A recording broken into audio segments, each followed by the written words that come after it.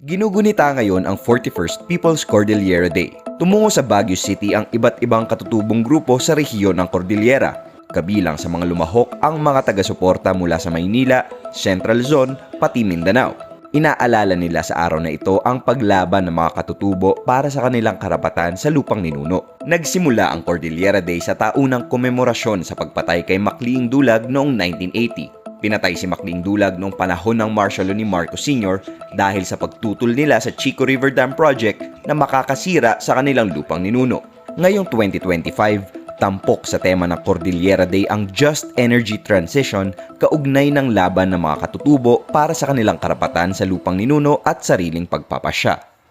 Isa sa nakakabahala at mainit na issue sa Cordillera, ang implication at epekto nitong energy transition na di umano ay itinutulak na solusyon daw sa climate change.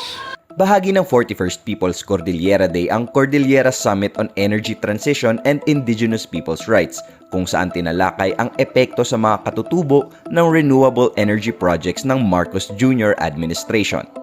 Ayon sa Cordillera People's Alliance, lalong makakasira sa kalikasan imbis na solusyon sa climate change ang energy transition program ng gobyerno. Papasok yung mga dambuhalang korporasyon na galing sa labas ng bansa.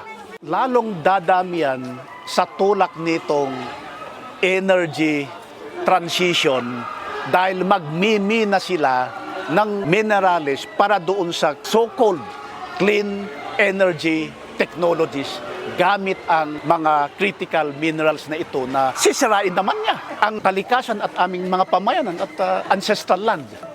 Bago nagsimula ang ilang araw na programa para sa Cordy Day, nagprotesta muna sa Mining and Geosciences Bureau at Regional Office ng National Commission on Indigenous People ang mga delegado mula Kalinga laban sa pagpayag ng mga ahensya na ito na pumasok ang mga proyekto gaya ng dams at large-scale mining operations sa kanilang mga komunidad.